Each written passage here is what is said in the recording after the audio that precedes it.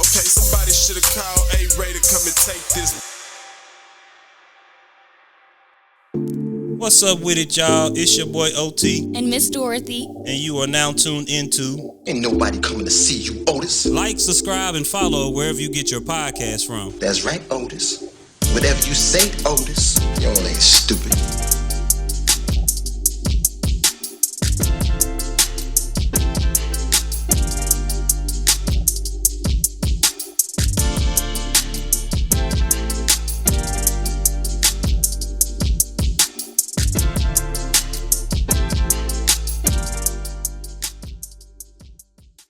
So we back once again, people, and this time we have a really special guest. He was in a series of Dice Game. He has been nominated for Comedian of the Year, Content Creator of the Year. He's also been in an episode of one of your favorite childhood shows, but we're going to get to that. But without further ado, we'd like to introduce to y'all Marcus Barvey. Barvey. Marcus. Fuck that up, but Barvey. Yeah. Good, baby. You know what I'm saying? Say what's up to the people, man. What's going on, world? Hey, I appreciate y'all having me finally. Somebody did come to see Otis, man. Man, I appreciate that. We came to see Miss Dorothy, too. We came to see Miss Dorothy, but, we in here. It's been I've been trying to get here for a minute, so. Yeah. I know, life situations happen, so we just happy to have you here. We happy that you finally had time to come see us. So, already. You know what I'm saying? I know you said through a text message that this is your first podcast. It is. Like nobody's ever tried to get you on, because I know I'm not the only podcast in the city. You know, the thing about it, people have told me that I should go on certain people, but I've never been, extended the offer to come on nobody's. But okay. Mainly, I get people telling me that I should do a podcast. Like I can see that. Or it's either you should do a podcast or you should do stand-up comedy. It's one of the two. I'm like, man, I don't know if I'm ready for either one of those. Nah, I mean, but it seemed like you got the personality for it. Like to me, from the outside looking in, you're a very outgoing person. Like, especially through your content. Like, I know you went viral a couple of times. Yeah. So it's just like, you say you're not ready to step into it, but, why do you think that is? Because I want to be interesting. I feel like y'all have y'all's topics together, the podcasts that I do watch. Okay. I feel like I wouldn't have like a premise. I would want a premise. I know, you're going to veer off into different topics and stuff like that, but like I would want some type of premise, like this is sports, but we can get into this too, but or this is a relationship podcast, or I don't know what I would want to make my main focus be.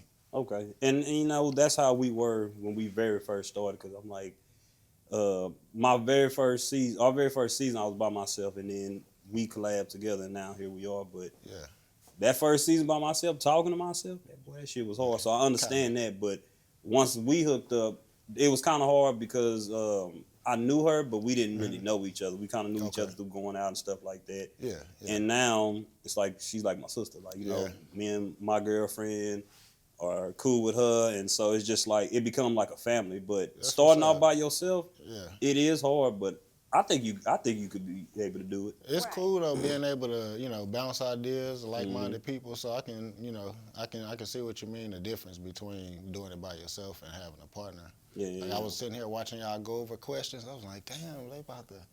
Yeah.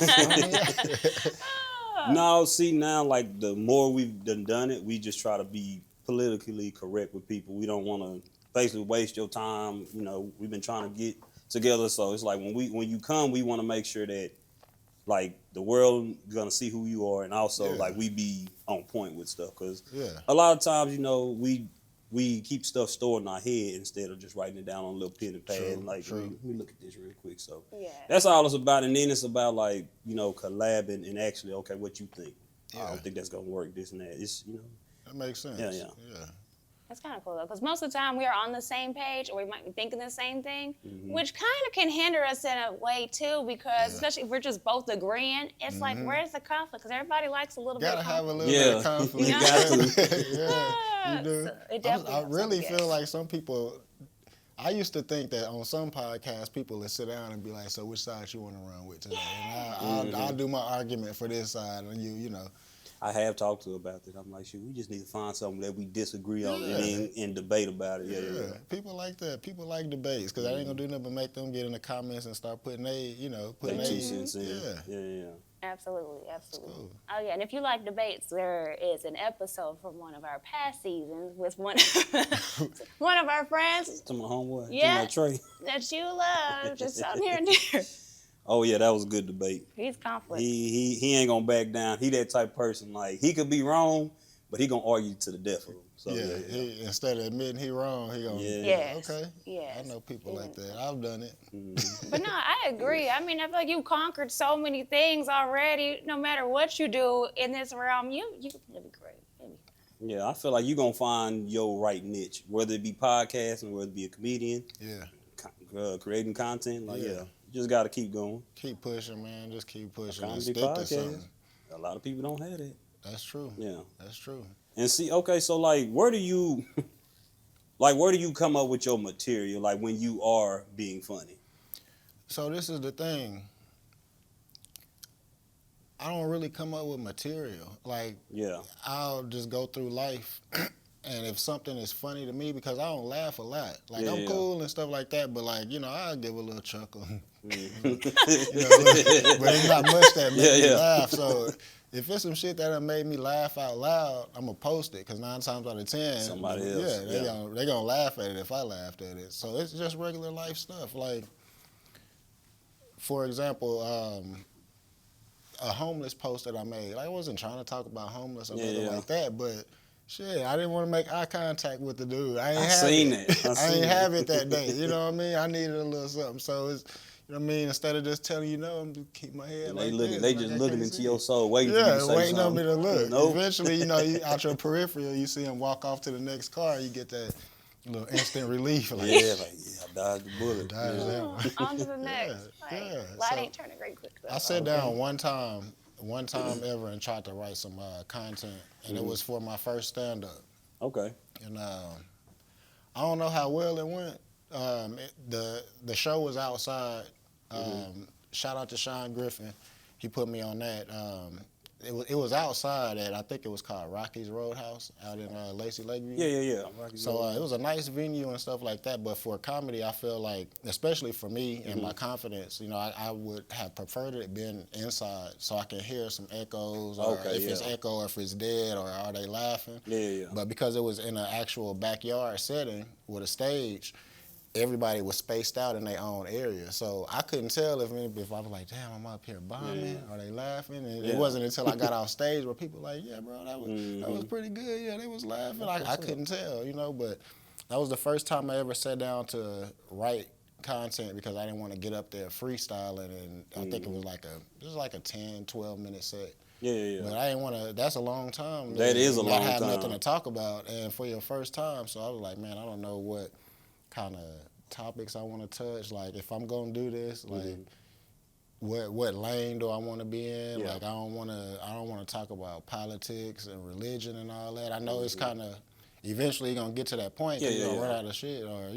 what's trending at the moment. But I didn't know how I wanted to come about it, so I was just like writing down life experiences, And be the funniest ones, they though. really did, yeah. So, but I didn't know. It was like one of those things. Like, damn, bro, I don't want to go up there for 10 minutes. Crickets, I knew my mom had came, so I knew she was gonna laugh at my shit regardless. But that count, but it don't count. You know what I mean? But that was the only time I sat down to actually write. And everything else, man, it's just if I see something throughout the day, I ride, and then I'll post it if it make me laugh out loud. So, the Waco Award, not the Waco Award, but, the Waco Comedy Jam, why you didn't sign up for that?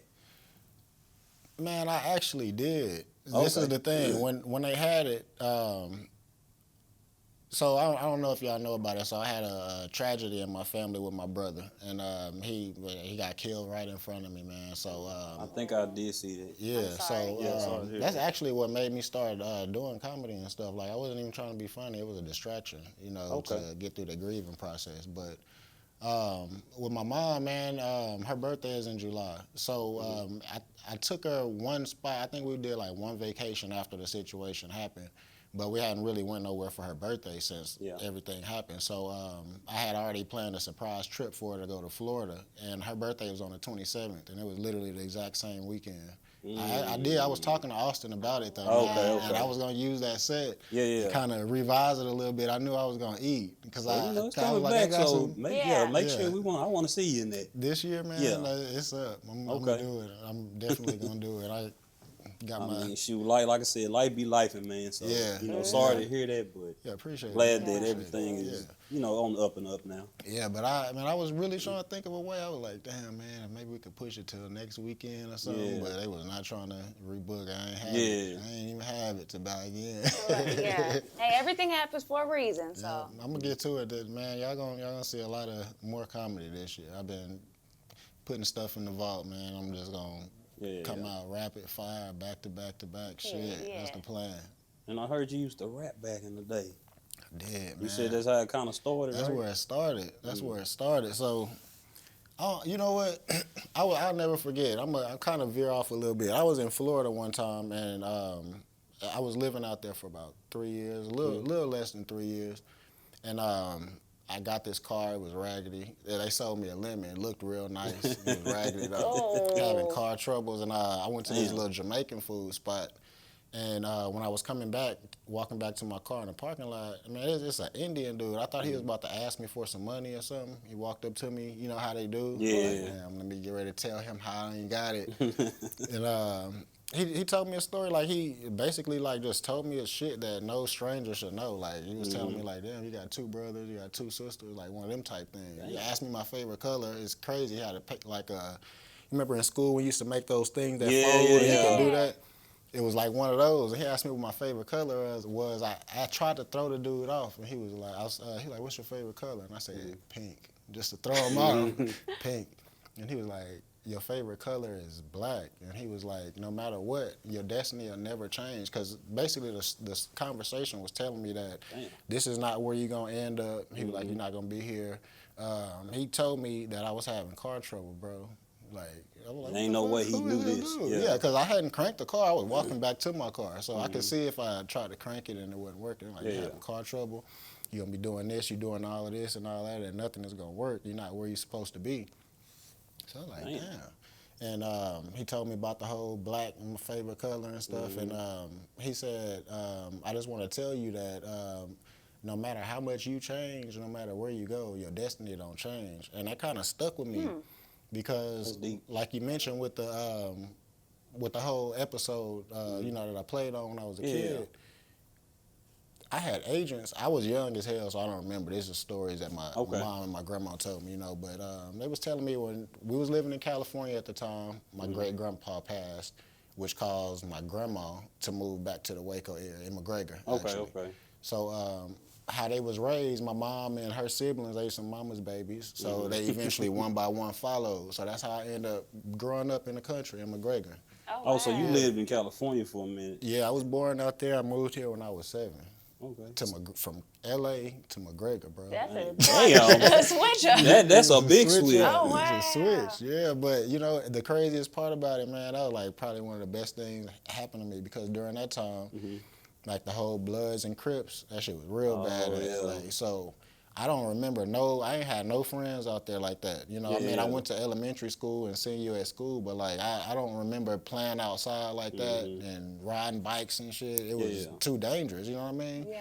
So when I came to Texas and we was in McGregor, man, like I was outside from morning until night. Yeah. Friends and shit, knocking on the door, you know what I mean? That was the best thing. Like growing up there, like I wouldn't ever trade that, go back out there for nothing, bro. That was the best experience as a kid could have.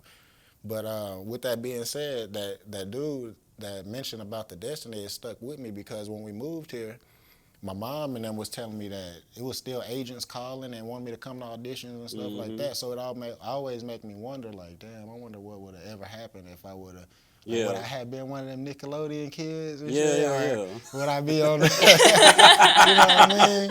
Like, damn, was my mom gonna leave me backstage? Was, Yeah. y'all seen the doc? Yeah. Yeah, yeah. But I'm like, damn, bro, I wonder, it make you wonder, like, damn, is that, like, I got pulled away from that? Because Yeah. I was in there, man. Like, my actual agent was, if y'all watch Full House, the oldest daughter, DJ, Yeah. her mom in real life was my actual agent. Like, that's Oh, how I for got on the real? show. Yeah. So, okay, how old were you when you were on that show? I was 6. Do you remember, like, I you know what's like, crazy? vaguely? I remember. Okay. Like, it's a couple things that I don't remember, like, that I had forgot about. Like, for example, with that whole Nickelodeon thing. Yeah. I remember back to where, like, when, like, the changing room was just like a big ass changing room, bro. Like, with all the kids, everybody, and it was just like normal. I remember, I never thought of it until I watched that documentary. That's what Yeah. made me wonder, like, damn, would I have been Yeah, I one of them dodged a kids? bullet, yeah. Because I remember clearly my mom, like,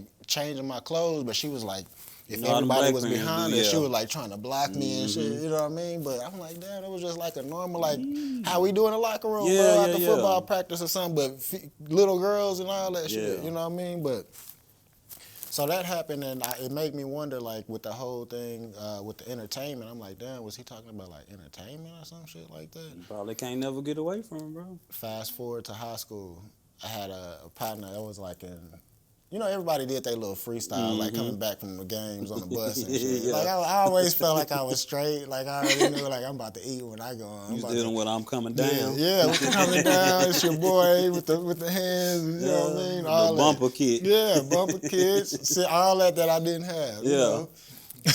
All that. But fast forward to, like, it was probably, I went to McGregor from elementary. It was a couple years we moved to the Round Rock, Austin area. Okay. But for the most part, and I came back to McGregor before middle school was over. So I always say McGregor, man. And we ended up moving to Waco. But my mom was still driving me to McGregor every day to go to school. 'Cause that's where all my friends was. I grew up with. I knew a few people in Waco from, you know, the area and stuff. But it was my junior year when I found out, like, Midway and Waco High had actual basketball athletics. Oh, yeah, you In did. McGregor, in McGregor, it was nothing but football, bro. Then we could have a game that day, and if we got athletics today. We working on football still. We ain't worried about that game. You know, I'm like, damn. And I found out Midway had basketball, so I was like, damn, man, how can I do that? This was the days when you actually had to live in the area to, you know. So I used my homeboy Brandon's address. Somehow, one way or another, man, somebody told that I didn't live in the area. So I end up having to go to Waco High because I was living in Waco, like Waco I said. High. Yeah. Yeah. That's how I ended up at Waco High. Okay. Junior year, senior year. I had a partner named Ryan. What's up, Big Ryan, man? I always remember him for just putting me out there like that. Yeah. But he had a little closet studio. And like people would go over there and, you know, have some fun and stuff like that. And I remember one Sunday I was bored. He hit me up and he was like, man, come to the studio, come rap and stuff like that. I was like, all right, cool. I went over there, bro, and I did probably about 8 or 9 songs freestyling to, like, the whole Erykah Badu beats and stuff. You know how they used to do. It was nothing. It was fun. You know what I mean? Next day at school, I get to school late.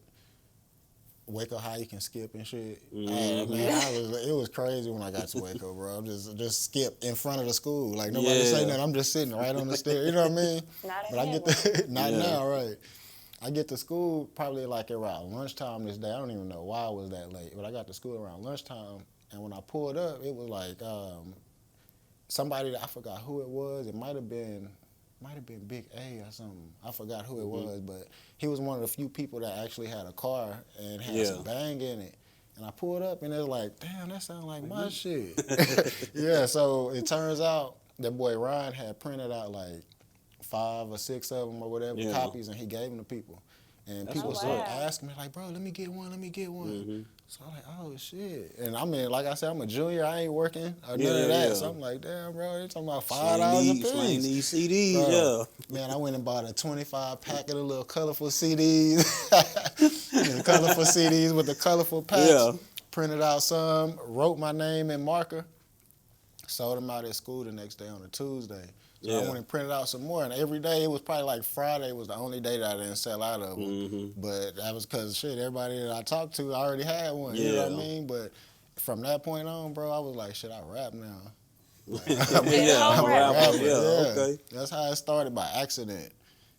I that's how never good things was like, I start. want to be a rapper or sit down and Yeah. I don't even remember no days growing up. Like I listened to everything, you know what I mean? All kind of music, but I never sat down and was like, man, I want to rap one day. Like, this shit was by accident. That's Well, crazy. it just seemed like entertainment, your thing. That's why I'm Nice. Yeah, you can't, like the man said, you can't get away from it, I bro. go back to it every time. That's wild. Do you still have a copy of that? You know what's crazy? I don't have my own copy. Marcus. I don't. I bet you A-Ray got it. A-Ray, you I might. I bet you he got it. Hey, A-Ray was one of the people that I know for a fact I was tired of my shit. Cause we used to go to Richland Mall. Me and my boy KT. We used to sell CDs at Richland Mall. That was our spot. We had a couple people that worked at the booth. So if the security come, we could dash our stuff back there. Cause you know we weren't supposed to be soliciting. So yeah, man, A-Ray, I definitely remember at least asking him, do he want to buy a CD like 5, 6 times. Like, bro, I already got one, bro. I already got it. I already got it. Yeah, man, but those was the days. That's what started me, man. Okay. So what did you write on the front? You just wrote first name, last name. What was your rapper name? So I went by MJ the Disaster. Why? I don't know. That's intense. It was, right? I said it in one of the songs, and just because it rhymed with something, I don't even remember, bro. But that was my name. After that, I couldn't think of nothing. I didn't want to be. Back then, people wasn't using Drake or they first name. Yeah. You know, you had It to was have like a Lil name. something. Lil Yeah. something. I was taller than everybody, so I couldn't say Lil. You know what I mean? It wasn't big. I was skinny than it was, so I couldn't call myself Big Mark or nothing. You know what I mean? So MJ the Disaster. That was the name that a lot of people knew me from the beginning. Okay. Yeah. Yeah, I want to hear this. It was, you know what, for back then, and it's a couple tracks that I ran across online and stuff like that I feel like you're supposed to feel like that, but like I feel like a lot of my stuff was a little bit ahead of its time. Like I really feel like that was something that I missed out on, that me not being consistent and procrastinating, that was something that I let slip away, bro.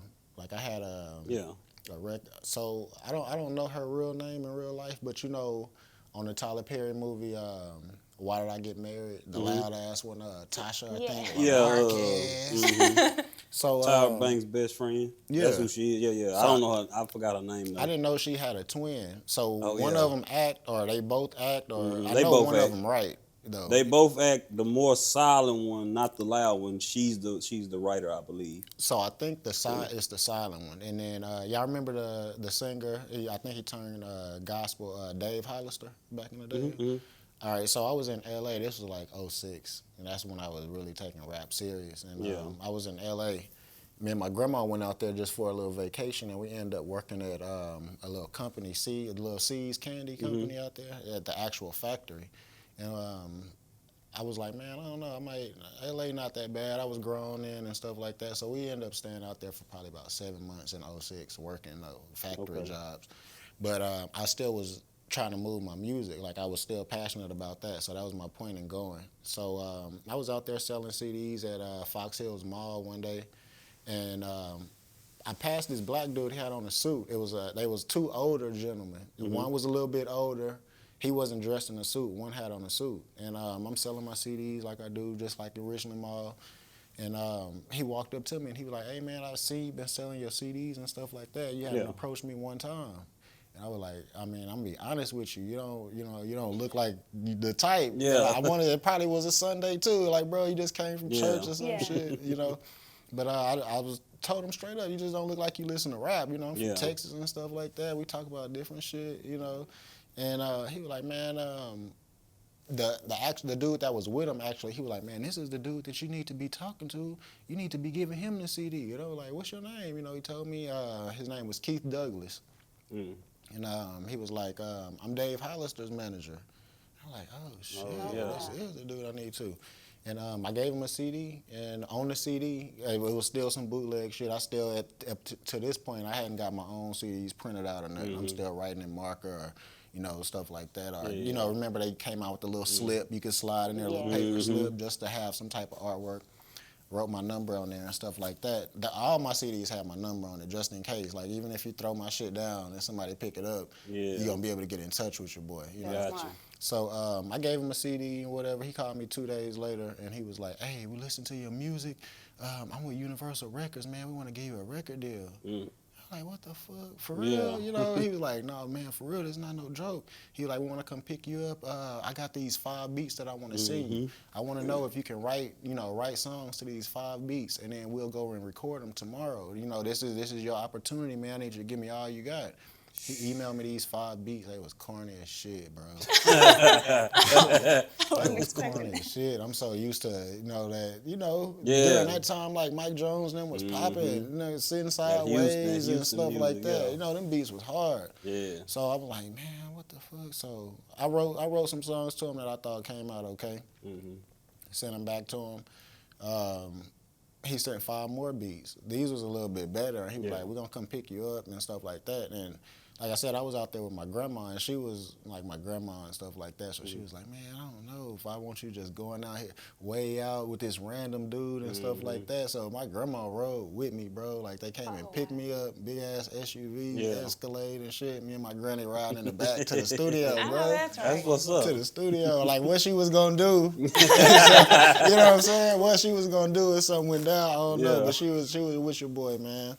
Nah, I won't forget that. But I recorded all of the songs, and it turns out that he strung me along, bro. Like, that's the first taste of the music business I got. Like, I always wondered to this day, like, damn, did he, like, want me to ghostwrite some shit and then say that? Or, like, what was the point? Like, you literally spent time out your day to come and pick me up, take me to the studio, meet these different people and stuff. So I was like, was it just not meant? I always try to see the bigger picture, but, like, was it just not meant?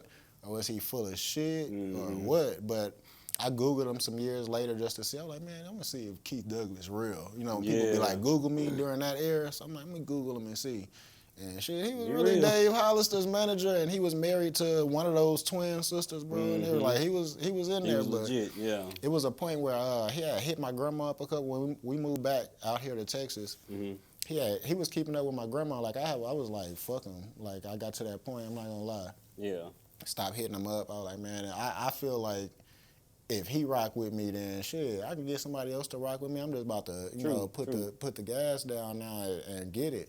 But he was hitting my grandma up still, like, hey, man, he don't have no kids yet, do we? Keep him out of trouble. We just need him to stay focused and all that. Like, he was really, like, getting ready to, I'm about to take off next year. Bro, this was 06. I'm still working on the job, bro. Yeah. It's 2025 right now. Dang, But yeah, man, so that was kind of, I said that I was going to mash on the gas at that point, but that's kind of when the music started kind of fading off too at the same time. Like with life, I moved to the city. I was in Fort Worth for about 6-7 years, man, and trying to go to school.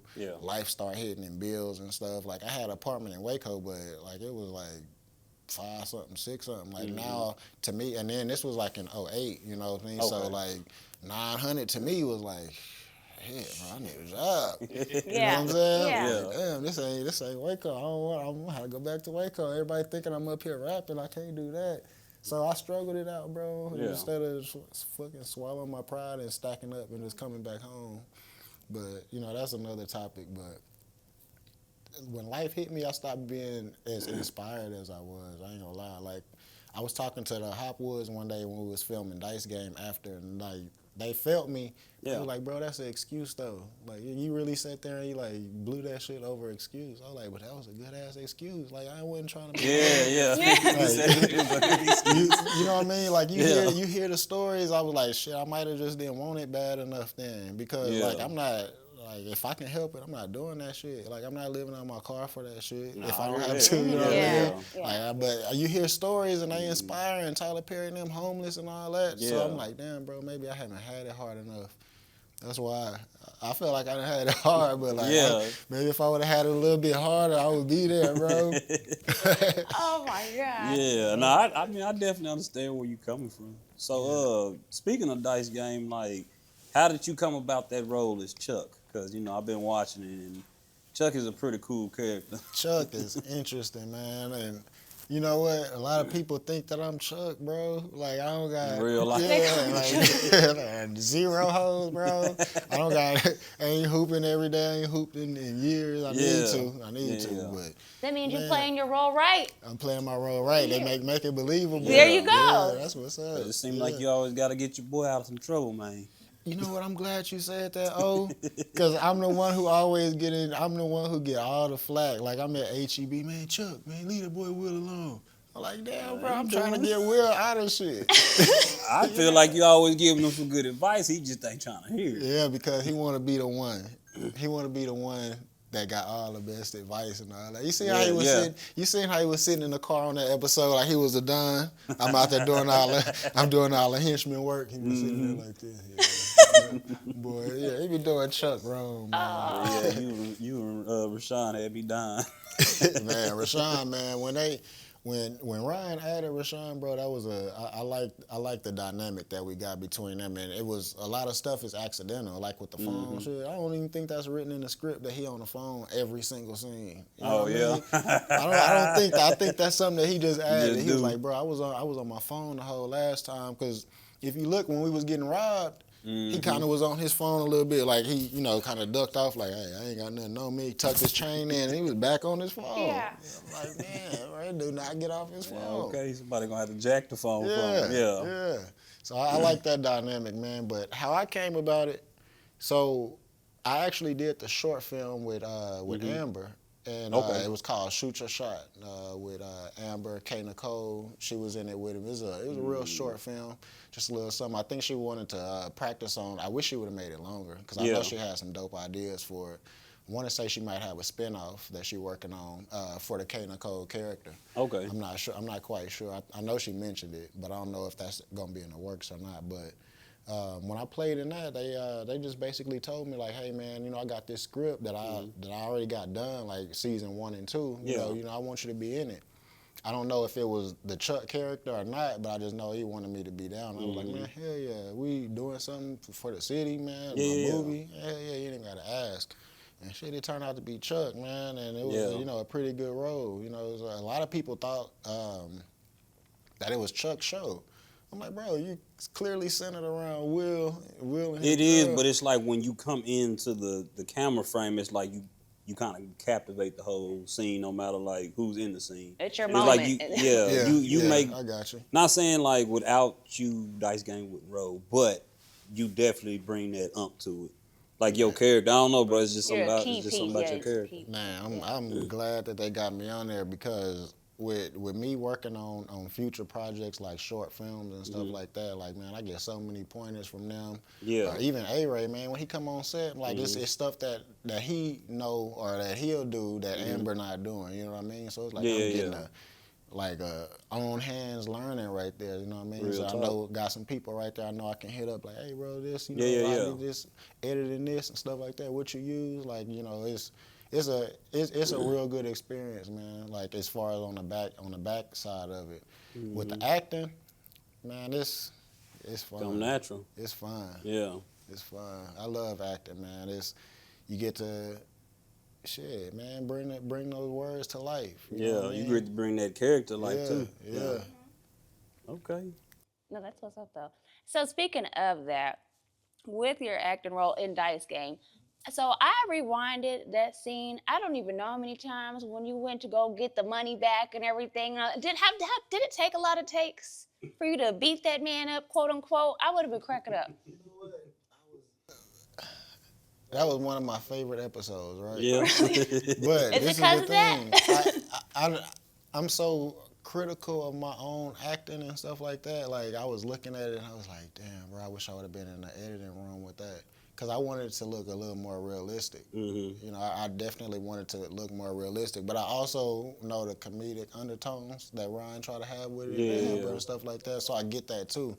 But I feel like that moment, I wanted it to be more intense. We did probably about 4 or 5 takes without having to, you know, have Hookie on the ground, so much, because he came out there fresh that day. And so like, bro, man, we ain't got to get all on the ground, man. We could figure out something, but he was into it, Hey, but he was into it, man. Like, I gotta give that to him. You know, a lot of people, it's a lot of people could be prideful for that type of role, and you know what I mean. And he realized, bro, we acting, we out here having fun, we laughing in between takes and shit like that. But you know, some people wouldn't have wanted to, you know, play that role. You know what I mean? Or look like they getting took and stuff like that. So, man, shout out to Hookie, man. He definitely brought a different dynamic to the show. I'm glad he came on there, man. We had some intense scenes.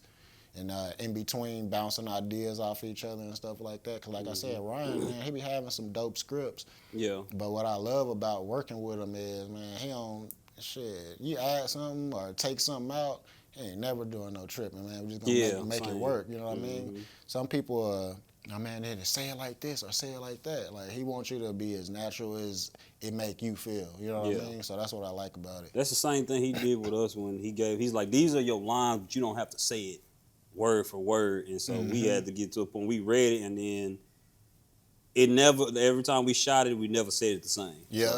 And he like, I'm cool with that. He real laid back when it comes to that, man. He be like, you want to run it again or what you think? How you feel about it? Like, shit, now that you say it, let me get another taste. It won't hurt. One more won't hurt.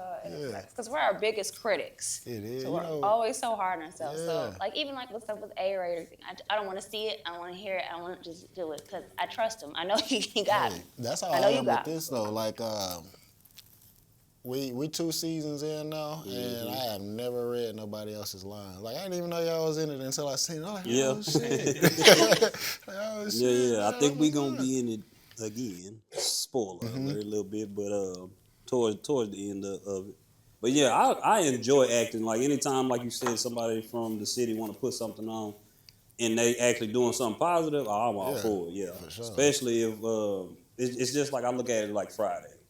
It was low budget, but then look at Friday. Like, I feel like Dice Game can be one of those series.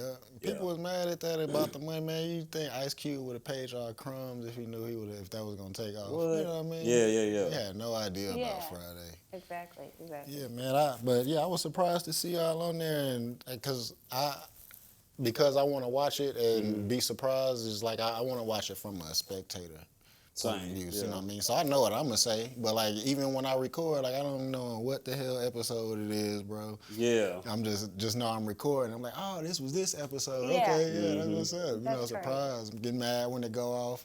You know what I mean? Like, Ryan, last episode, where the camera? Bro, these 13 minutes, bro, we need some more. I need more as an actor, bro. Okay. I'm like, damn, I gotta watch it again. I know, man. I ain't gonna lie to you. That'd be my only critique. It's like too short, but it make you want to watch that next episode. Definitely. It make you want like, okay, let's see what happens next. He know what he doing. Because he could have. I feel like he could have added the episode before last a little bit to that, but I think he purposely made this one 13 minutes because the one that's gonna air tonight. Okay. That's what's up. He's strategic with it. I can't wait being for selfish. I want some more. Ain't nothing wrong with that. I mean, hey, y'all chemistry. Everybody who you in a scene with, it's just like it's perfect. It's almost like perfect. Like y'all been acting together for so long, and some of these people you probably never acted with a day in your life. But I did a couple TikToks with Tavisha.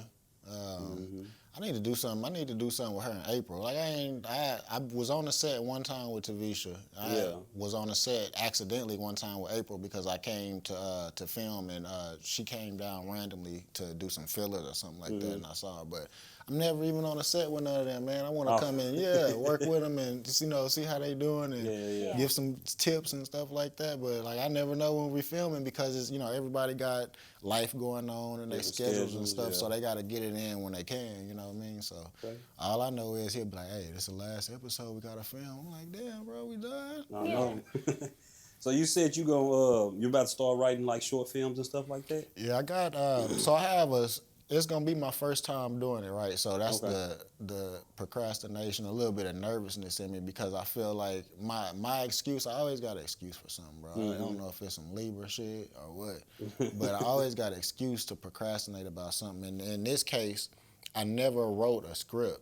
Like, so I'm pretty sure everybody have similar ways and stuff like that. But so how I'm looking at it is, if I get this story done from the beginning to the end, then I could go in each paragraph and actually write the script. But then with that being said, why I say I'm procrastinating, because I want the script to not be dry, bro. I criticize and look at all these shows and stuff so much. Like, for example, man, I love Tyler Perry shit. I'm a Tyler Perry fan, bro. I try to watch I watch Sisters and all that. Yeah. But it's times where I'm looking at it and it's like dry. Like it's either the conversations is too long, or either I really don't know what. It's like that math equation. Yeah. You got all this extra information for no reason. Yeah, bro. And it's too many like silences in the middle, and it's quiet in the background or something. So I'm kind of studying that because I don't want mine to be like that. I just want it to be back to back to back. We're gonna have the moments where you're gonna, of course, sit and think. And, but for the most part, like, I don't want dry conversations, and because I never wrote a script, I feel like I might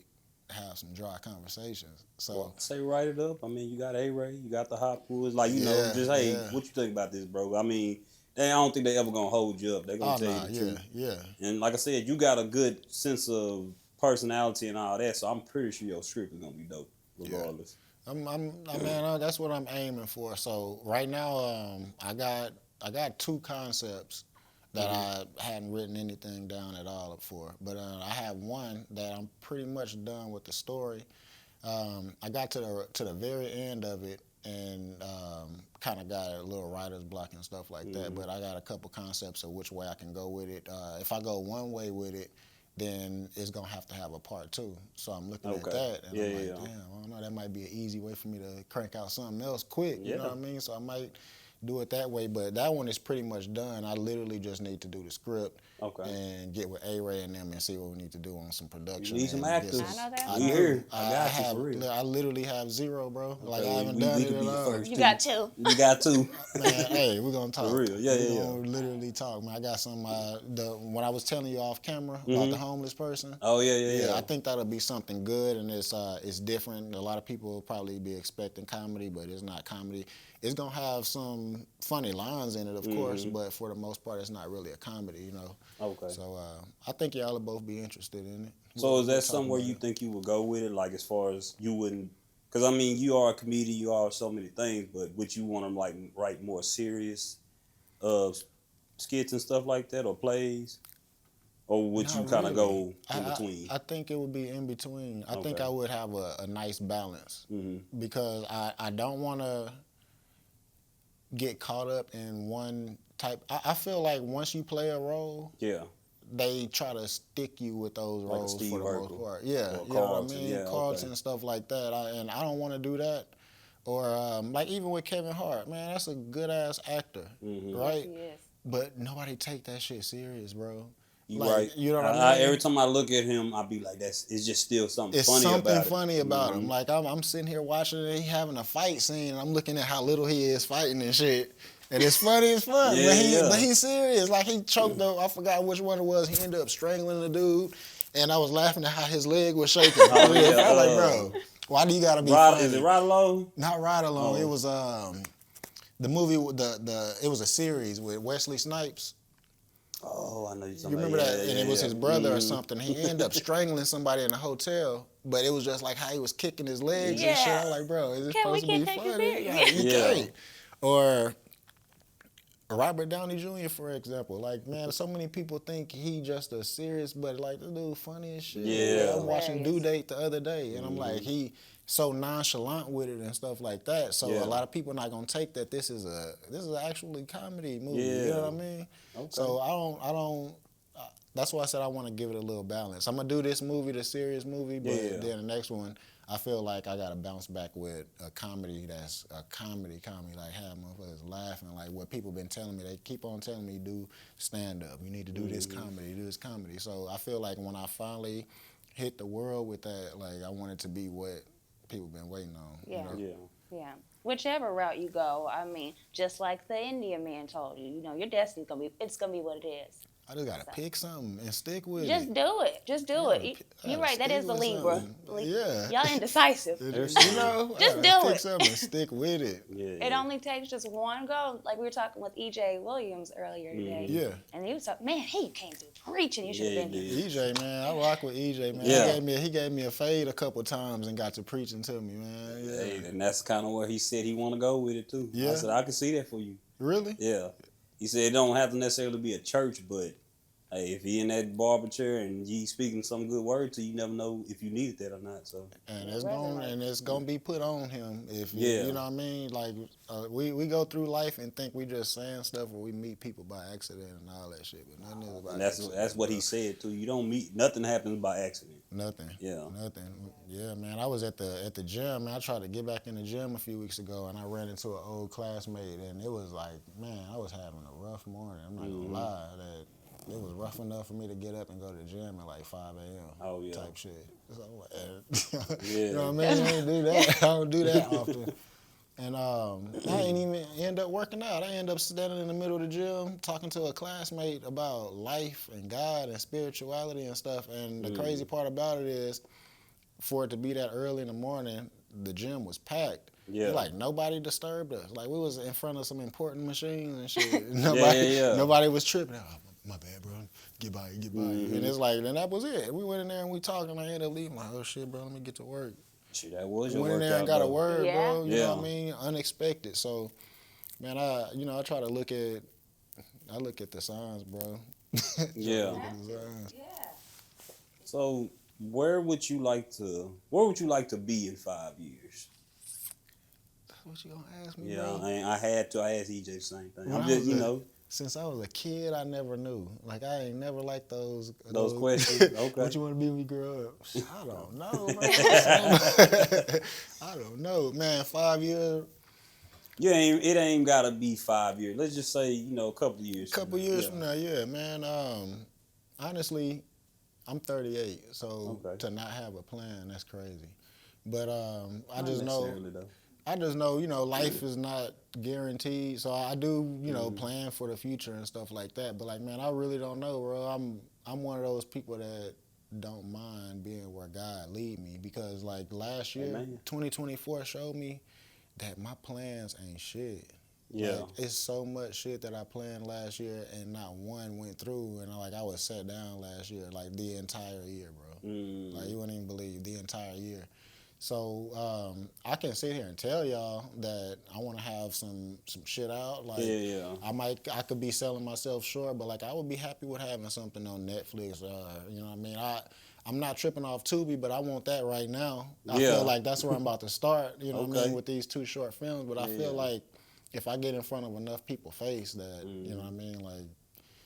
Sure, possibilities that is one limitless. push. That one push. 5 years from now, man, I wanna have a bunch of scripts out. I want to have the family good. Yeah. I just want to be somewhere comfortable, man. I don't want to lie. Like somebody was telling me, like, don't get too caught up in, worldly possessions and stuff like that. And I don't feel like I am, but like I think I'm on like the normal level that any 38-year-old man would want, like a house and shit like that. Say I did it. Yeah. You know what I mean? But man, I don't want too much. I just want to be somewhere healthy and safe, family safe. You know what I mean? Yeah, that's a good answer, because a lot of people will try to contemplate. Okay, shit, 5 years from now, you can, like you said, you can say what you want. Yeah. And God gonna show you. Okay, well, you said this, but this is what I had. This is what's gonna happen. Yeah. There's nothing wrong with it. Yeah, I mean. Man. People think that you're supposed to have it all together. Like, I feel like even when you get it all, like you had a house, you had a car, you're not going to have it all together, because nothing in life is perfect. It's going to be something else after that. It's going to be something else after that, man. I got told that all last year, too. Like, man, you going to have this. You had all of that before, and then what? You were still working, going to work, working overtime, trying to do this. But career-wise, man, I would like to, I'm not it's not a riches or fame thing for me, but like I would like to have my talent showcased, bro. Like I know all of that, like fame and money and stuff that come with it organically. Yeah. So I'm not gonna sit there and be like, man, I want to be balling and stuff. But I would definitely like my talent to be showcased for the world to see. You know what I mean? Oh, it's coming. I would definitely like that. So in 5 years, bro, I'm 38 now. I'm gonna be like 43 and stuff like that. I don't want to still be trying. You know what I mean? Like still trying to do some shit. Like I want to know by then in 5 years, like damn, is this it, or need to go on and add that 6% to that 401k? You know what I mean? Which Well, look at 2 Chainz. He was 42 when he made. He was Titty Boy, then he became 2 Chainz. So you're right about that. I done thought about that with the rap too, because it have been times where I did a little something just to see if I still got it. Yeah. Man, these youngsters, they rap about everything now. But so I don't know if I'm keeping up with them because I feel like I had to dumb shit down to fit in. I don't want to fit in with them. Yeah, please don't do what they do. Yeah. Please don't. Yeah. It's different now with because I was music. listening to what's that one song I was listening to? Is it OMB? That Lay Down? Oh, That I got something to make you lay down. Murder. I know he said, I wish you, I hope you have a dead baby. I was like, that's not funny. I had to listen like, damn, did that nigga? He said that shit to me. I hope you have a stillbirth. I said, oh, these niggas for real. Like, they don't give a fuck, bro. Man, like, it's a song of a dude that wild. I'm pretty sure, bro, that I'm pretty sure he's from Detroit or some shit like that. But it's a song where a dude say, my auntie want me squash her with my cousin. I'm going to kill him on sight or some shit. I'm going to kill him if I see him in public or something. My auntie want me squash it with my cousin. If I ever see him, I'll kill a nigga in public. I said, your cousin, man? Yeah. That's too much. Like they don't, boy, they ready to crash out. That's one thing. Hey, you got it. You got it. I ain't trying to fight with you. Rap like that. Yeah. That's intense. Yeah, that's intense. Yeah, if I got to rap like that to sell, then shit, I'll stick to some movies, man. Yeah. right. Pretend at least pretend like I'm gonna kill my cousin in a movie. That's fake. But you actually rapping say about it. People gonna be hitting you up. What's wrong? What's the problem? The whole family can't even go to church on Sunday with the fam. Like shit, it's gonna be some beef in the church. Oh no! Oh yeah, nope. We don't want that. We don't want that. And you told us earlier about how you have some Jamaican in you, and Jamaicans, y'all get crazy. Yeah. Everybody say that I'm chill. I'm so chill. You always seem chill to me. So I'm Until chill, you're not. man. Until you're not. Until you. You know what it is? I feel like because I'm so laid back and I'm so chill, I think it might go overboard because like, damn, bro, like you literally had to go out your way to make me turn into this person, you know what I mean? To get me out of my character, like I'm too chill for that shit. Yeah. So now it's like, damn, like I really have to show you. who I be hating it. Yes. So you're an air sign like me. Yeah, I'm a Gemini, so. Oh yeah, I already know how it go then, bro. Like you gotta go out your way. Like why Damn, do that? I did not want to get mad, and then I be mad, and I'm just like, well, shouldn't push me. Bro, you ever get mad at somebody and do some shit and feel sorry for them? Yes. Like I hate that. Like, why am I feeling sorry? You made me feel this pushed way. me, Yeah. right. You're Like, the how I got problem. an I'm not the angry problem. and good heart at the same time. Yeah. I don't like that, man. I got to help you up and dust you off. Yeah. Like I want that angry Okay. ass. But shit, you had it. you did. Yeah. You know it too. Good on them. Well, that's how you got a good character. You got a good soul. You're going to keep getting blessed. Cause like I that. hope so. I hope so. I know so. I got faith. I know so. You have to Speak keep it it. into existence. Yeah. You have to keep it. So I want to go back. Speaking of Full House, we talked about it earlier, because you can't just pass by that. That is significant. I don't know anybody No. that's been on Full House or even a TV show like that was that huge. Well, now I do.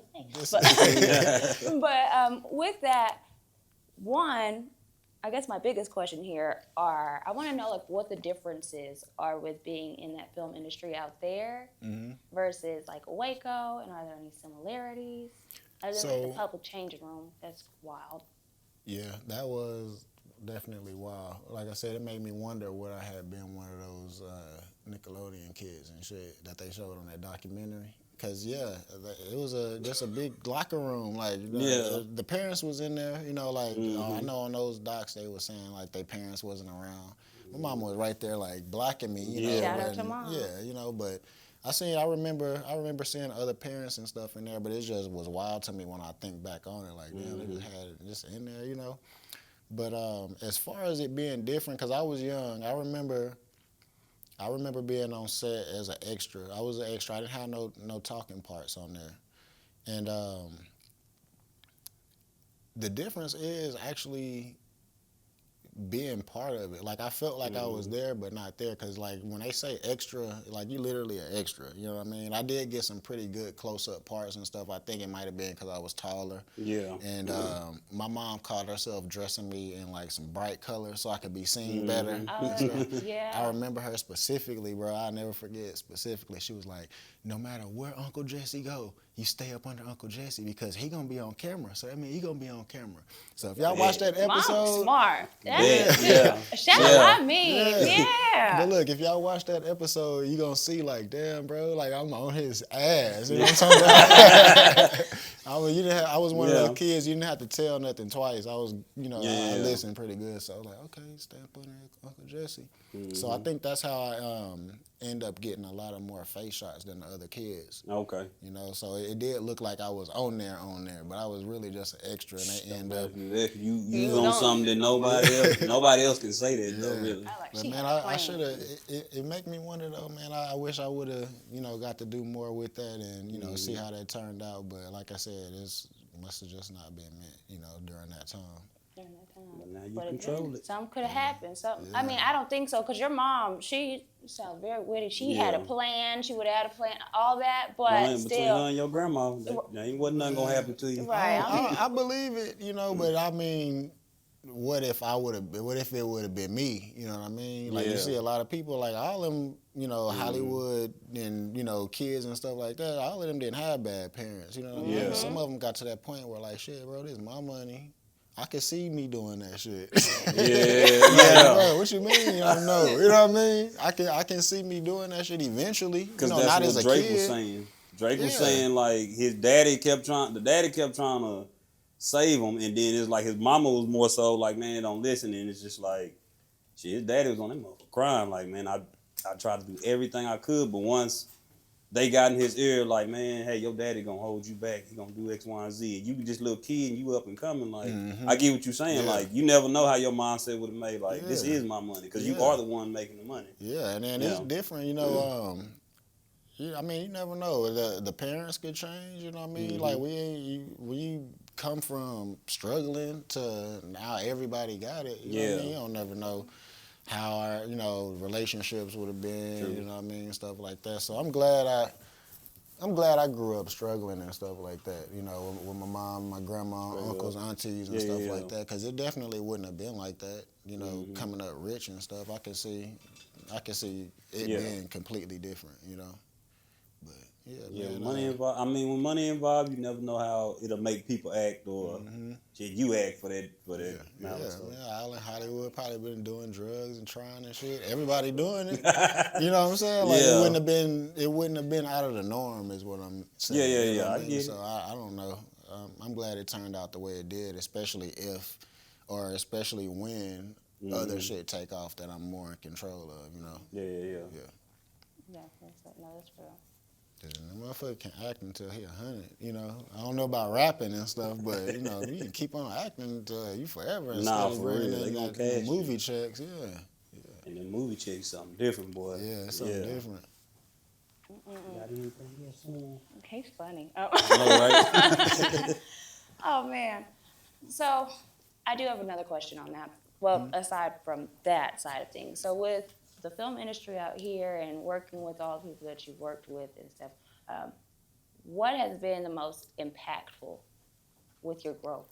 The most impactful? Film-wise, I would definitely say behind the scene. I feel like that's where I learned the most, because there's a lot of stuff that I didn't know about. Like, I've edited my own music videos and stuff like that, not on a professional level, like if you send it in and stuff like that. But the most impactful to me I think it's been my growth behind the scenes and learning and stuff, because that's definitely something that I'm passionate about. I was actually supposed to enroll in Arizona State ASU online this year for directing and filmmaking and stuff like that. But of course, I pushed it off. I'd rather do it in the summer and stuff. I just started a new gig and stuff, so I want to have my schedule down and stuff. That makes sense. It's something, because I went to college a couple times, I had good grades and shit, and just stopped because I felt like that's not what I wanted to do, especially when I was rapping. That's when I was going to college, and like I knew, like, you're supposed to believe in yourself, but like my confidence was so damn high when it came to the music. Like I just knew any day now, like this was about to happen. So I'm not about to go to school for 4 years. And in between time, I tried a couple times. It was easy and stuff like that. But now I feel like I found something that I'm actually interested in. So it's not even about it being a 4-year degree or I'm doing this for a job. Because at first when I was going to college, I was doing that shit for a job. Like I didn't know, like, my grandma and mom, you know, I mean, you smart, you can go to college, you can do anything. I don't want to do that shit. At the end of the day, it's going to be a job, you know what I mean? Yeah. If it's something that I'm not passionate about, I don't care how much money you're making. I don't care what kind of degrees you got in it. I'm still going to get up in the morning like, fuck, gotta go to work. Gotta go to work. But with film and shit like that, bro, I ain't never had one of those days where it's like, damn, man, I gotta go up here and film. Have been times where they caught me after a 12-and-a-half-hour shift and I was a little cranky. You know what I mean? I was tired and hungry, you know. That's understandable. Yeah, but I think that's something that just learning that and just knowing, even if I don't get no type of money or reciprocation from it, that's something that I would definitely focus on. So I'm gonna do that. That's what the Hot Poolers said. They was like, if you wake up and as far as filming goes, you gotta be like, damn, I gotta do this shit, and it ain't for you, but it's not. It's a job. It's a job versus something that you really, really like. So that's good you found that. Yeah, and even being behind the scenes and getting that knowledge and just being around is absolutely right. Yeah. So, like with other people that are up and coming, wanting to get into that, is that something you would suggest doing? Is not only just get in front of the camera, but also stay there when other people are recording and so on and so forth. Yeah, you can definitely pick up a lot from people, even people that you feel like is not on the. I'm not gonna say that. I don't like saying same level. Yeah. But even when people are not on the same level as you, you can learn something from everybody. You know what I mean? So if it's nothing but facial expressions, like I'm big on that. Like I feel like that's 75%, 80% of acting is like having some facial expressions. Yeah. If you can do that, you know, make people like interested, you know, the script is gonna come. Because if you can do that, and a lot of people think it's not, but that's multitasking. When you focus in your mind that I need to look like this when I say this, while at the same time still reading and not fumbling your lines and stuff like that. That's a slight talent, bro. Yeah, you know what I mean? It really is. If it's nothing but facial expressions, you know, I'm trying to learn from people. So, and then with the behind the scenes, it's just like how to film or angles and stuff like that. Yeah. It's so much stuff to it that I didn't think I would know besides action and let me record you doing this. You know what I mean? So you don't get that angle just right. You might hit the light and the light is not lighting the way you need it, and now that scene is dark or something. Yeah. So or it'll look like I'm swinging and missing. And hooking, you know what I mean? It make a difference. You never know. Yeah. But I think it really depends. Some people want to do both. But I think it would really depend on what side you want to be on. Some people just strictly want to act. Some people like Ryan, if I'm not mistaken, I don't think he want to act, bro. I think he's definitely wanting to be behind the scenes. I want to push out these scripts and keep cranking them out. But, you know, as at the beginning, you know, a lot of people might not take it serious. Like even with Dice Game, with season 1, it was a struggle to get people to come, bro. That's what he was saying. It was a struggle, but like once they seen the first one, like with season 2, I noticed it was a lot easier that we didn't have to make as many calls and stuff like, hey, call around and see can somebody pull up, or we need to make it look like this scene right here is packed. You know, you didn't have that problem at all. So I can just imagine what 3 gonna be like. Because I asked him, I said, how many seasons you gonna have? He said, shoot, I'm trying to be like Power. I'm just gonna keep going. I said, and that's when I asked you this off camera. I think Chuck should have his own little spinoff, maybe. I think so too, man. I agree because it's a lot we don't know about Chuck. All we Yeah. know is Will and April's perception, you know, of him, which is he that friend that like, bro, you don't need to hang with him this weekend. He gonna get you into some shit. But bro, I be helping get out of shit too. Yeah, you know what I mean? a lot of shit. Chuck helped get out a lot of shit too. So it make me interested in his backstory because I want to know like, damn, Will must have looked out like a motherfucker. You know what I mean? Yeah. He must have looked out back in the day because there done been scenes where he like, man, fuck it, here, you just had this. You just had this $500. Yeah. Like, what do Chuck do? Yeah. Like, where do I work at? Man? Like, you just got 500 in your sock hoping at the court. You know, I want to know what he do. He pretend like he got all these females and stuff like that. Ain't never with none. Like, what you got, bro? Like, what you got going, dog? Yeah, so I can definitely see a Chuck spinoff. That would be interesting. Something I'd be interested in.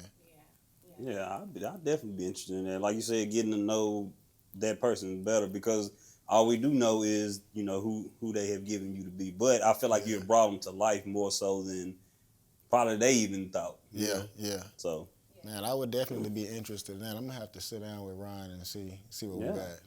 So Ryan, if you're watching, go If ahead it and ain't get my boy nothing spinoff. if it ain't nothing but a Chuck short film, let's get it going. We're gonna bring him Behind, life. you know, who is Chuck? And it only makes sense, especially if people already think you're Chuck. Man, I'm at HEB.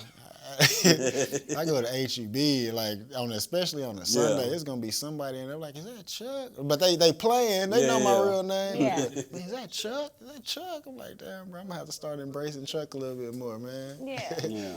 Embrace He's Chuck. not gonna let you get stuck in that road. Though. Yeah, you know what I mean? Everybody I always think I got some hot drinks going or something. Yeah.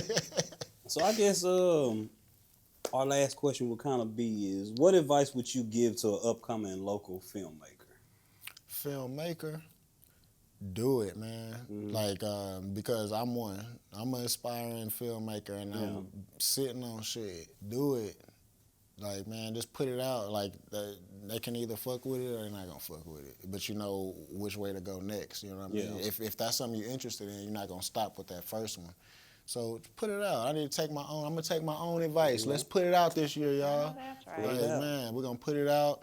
See what the world think. Go back to the drawing board. Like that's all you can do, man. Shit, Denzel been in shitty shit. You know what I mean before. So, yeah. It's only a failure if you don't try. Yeah, that's how I look at it. For sure. Did Kobe even say that? You miss 100% of the shots you don't take. Yeah, I believe I don't know if somebody just we're gonna Facebooked give it to Kobe. Yeah, but we're gonna give it to Kobe. I think Kobe might have said that. But yeah, you know what I mean. 100% of the shots you don't take. You know, so that would be my main advice. Is put it out, man. And if you put it out and you need somebody, holla at your boy.